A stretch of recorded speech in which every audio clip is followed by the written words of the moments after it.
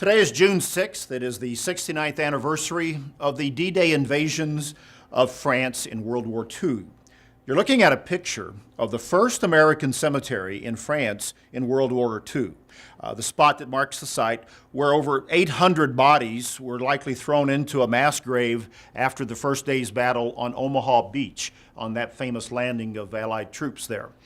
It's interesting because of this picture and a connection. I was reading this morning in the Wall Street Journal an article on the opinion page that was entitled, "My Grandfather Buried Her Father." The author of the article was talking about making a connection with a woman whose father had died on the landing on Omaha Beach on June 6, 1944.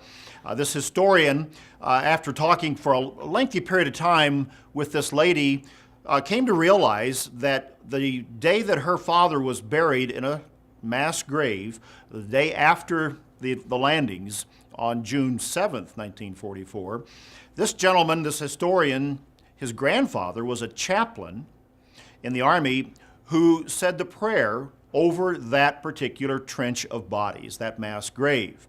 And so he said, as the title of the article says, my grandfather, the chaplain, buried this lady's father, a soldier who died on Omaha Beach on that first day. I'm reading it this morning, reading it online on the Wall Street Journal, and I realize my father likely was involved in digging that very grave. And this is a picture of that grave. This is a picture my father brought back from World War II. My father landed on Omaha Beach as a combat engineer on the first wave of troops on that morning. He later, the next day, sent a bulldozer to dig this grave on the beach, and into which they carried the bodies of those soldiers who died, and then created, as the sign says, the first American cemetery on Omaha Beach. And so I'm making a connection with an article in today's Wall Street Journal of two people whom I don't know and they don't know me, and we're connected by an event in history, and I happen to have a picture of it that in a sense connects all three of us. But what's more interesting on this is perhaps to a larger story, because certainly this was a monumental historical event that, as you can see, still impacts people's lives to this very day. But this picture, I would never have known was what it is unless I had asked my father one night a few years ago before he died, as we were going through many pictures that he had brought back from the war, and I saw this picture and I said, "Dad, what is it? What is this picture of?" And he wrote on the back of this picture what I just told you, that it was a grave, a mass grave on Omaha Beach dug by his team. He said, "I sent the bulldozer that did it, and we carried the bodies into that grave." Now, the bodies were later exhumed and eventually interred on the American cemetery on the bluffs overlooking Omaha Beach, to which you can go and see all those graves now in a magnificent setting. I would have never known that had I not asked my father. And it was a remarkable story personally to at least have my father recount that in this matter. And it has always taught me a lesson about father-son relations, father-daughter relations, and all of our relationships with our parents and our loved ones whom we don't always know everything about. And that is to just ask the question and to find out the wisdom that they have and their stories, and to understand who they are and what they are. And I'm glad I asked that one question on that one night many years ago of my father, to find out exactly what his part was in this historic event by this picture and at what it connects us to. Our parents have wisdom. The common person has a lot of wisdom. My father was a common soldier in one sense who lived through that event, and he passed on something to me.